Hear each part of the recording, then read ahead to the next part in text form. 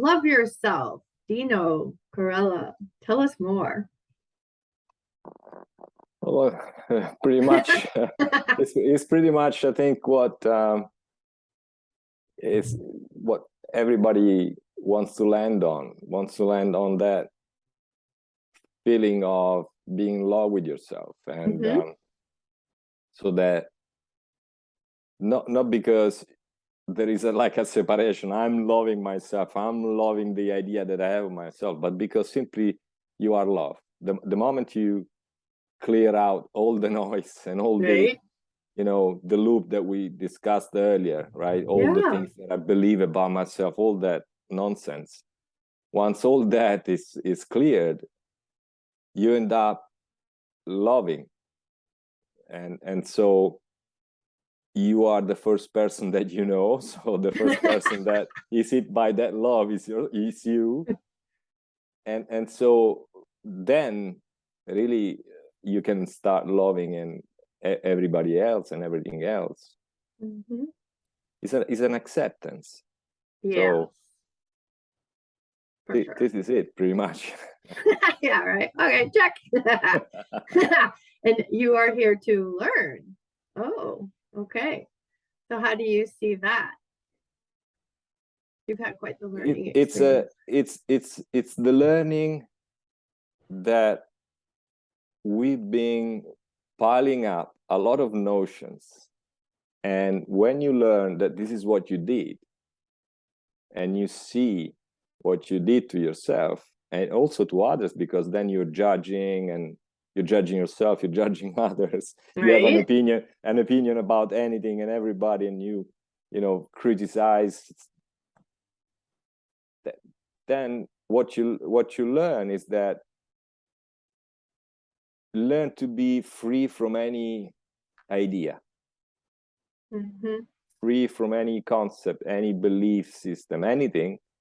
And so you learn every single day, whatever you do, whoever you are with, you are open. Absolutely. I call it noticing, and it just is. So it's like, okay, people even have come to my husband and I telling us things, and we're like, okay. And even the work we do, as we take people through our process, we just notice, and it's like, wow, this same whatever keeps coming up. And so that's what we teach our practitioners. That's what we teach. And then we see, if they're taking the same steps we're taking, if it's coming up, and if it is, then it's like, okay, we'll hang on to that, we'll keep doing it that way, but we're not like in lockstep either of like, this is the way and the only way. Exactly. You're keeping yourself curious, not because you're imposing yourself because it's a good thing to do, right? Because it sounds nice. It's simply because you really are curious to learn, to know, and to see whether there is an expansion for you there. So it's a beautiful discovering. So I love that. It's how you connect with others too. Just stay curious. You don't have to agree with them. Just find out more where they're coming from. I love it. Okay. And accept your vulnerabilities. Woo, right? That's a big one. That's a big one. Yes. And that is really part of the, tell me. Oh, I was just going to add in, like we've talked about before, like you had mentioned, like for men, it might be even harder for men, you had mentioned. And then like, how about Italian? Is it more of a macho kind of culture? So it's harder that way too. Is it a cultural thing, do you think, in different cultures? I think it's pretty much universal that men bring inside this sense of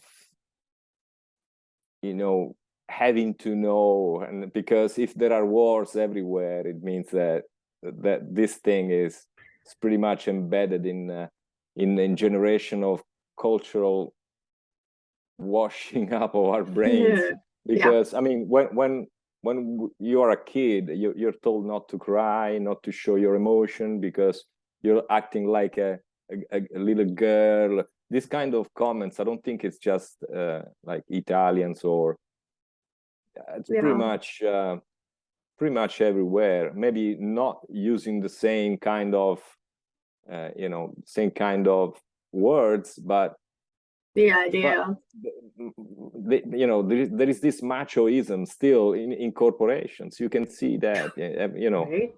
everywhere. I mean, corporation is just one little chunk of society, right? It is, yeah. You can It's a see society within a society, so it's really no different. Right? It's Yeah. got the same pattern. Yeah. You can see that in political. I mean, how many female are in governments? How many females are in churches? Like, how many female pastors Well, there there's are, a or big priests? no for you. Women in leading churches. Whoa, right? That's Yeah, been such a big no. Think about also the chefs. I mean, when you are born, Oh, usually it's the mom that prepares food for everybody, and yeah. it's the food that your mom makes that makes you feel back at home. But no, all this the 5-star chefs are men, for God's sake.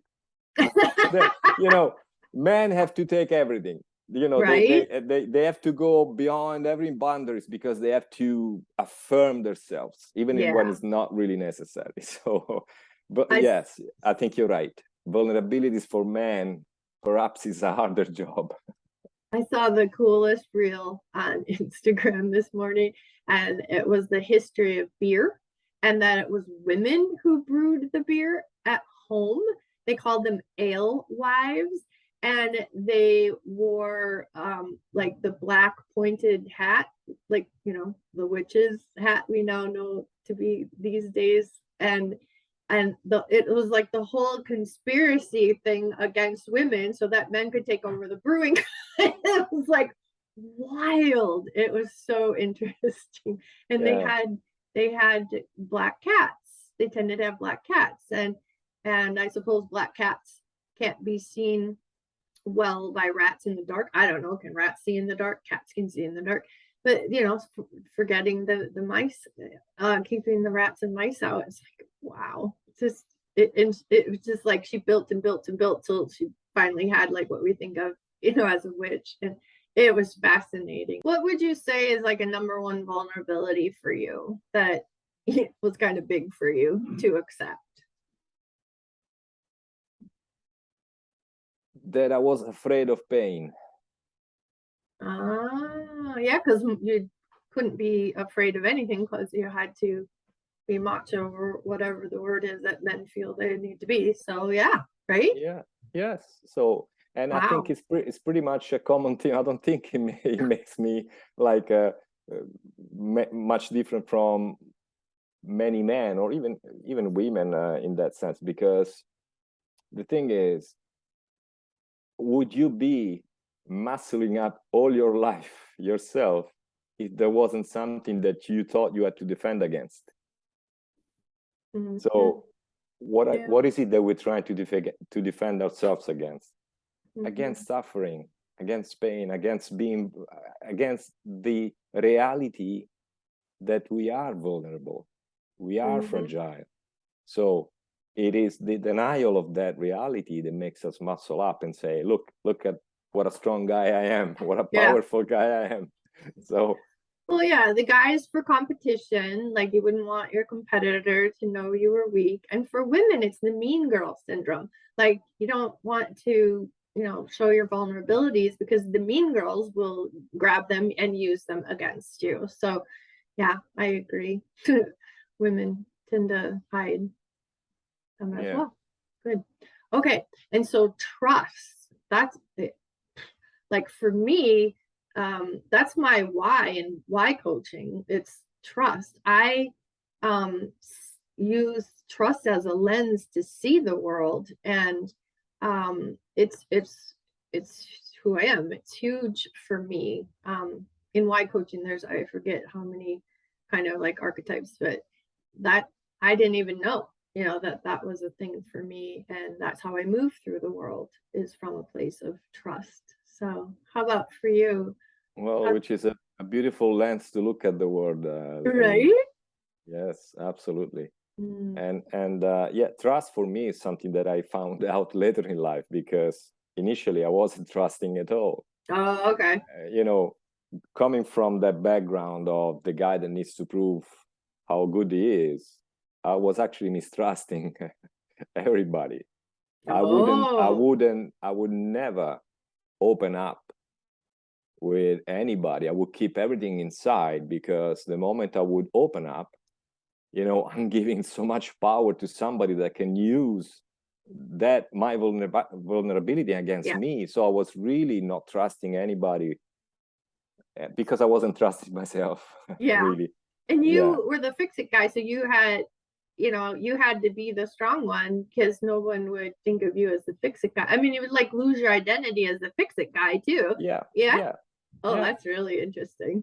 Yeah. I And, love and it. and you end up believing in that thing. I mean, you don't even think I'm doing this because otherwise people would use. No, you don't. I mean, that is the pair of eyes from which you look at the world. Like you're saying, you have this sense of trust which is inside of you, and so you look at the world from those lenses. I discovered this after, in my adult life, after, Yeah. I broke down, and I told you that I went through that crisis, and in that surrendering, then also trust came out, because it's not even something that I do, Yeah. that I force myself to believe it's that the world is going to be trusted or has to be trusted. No, it's simply you trust, Mm-hmm. that whatever flows through you, whatever comes to you, you are there to respond in the best way you can, Yeah. however you can.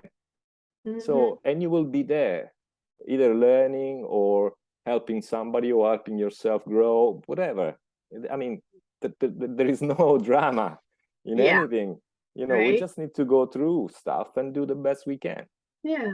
For me, it was, even like, can I trust somebody? I kind of had a little checklist, also using I mean, the checklist was sort of created from my intuition, from my learnings, and yeah, it's interesting that word trust. I love it.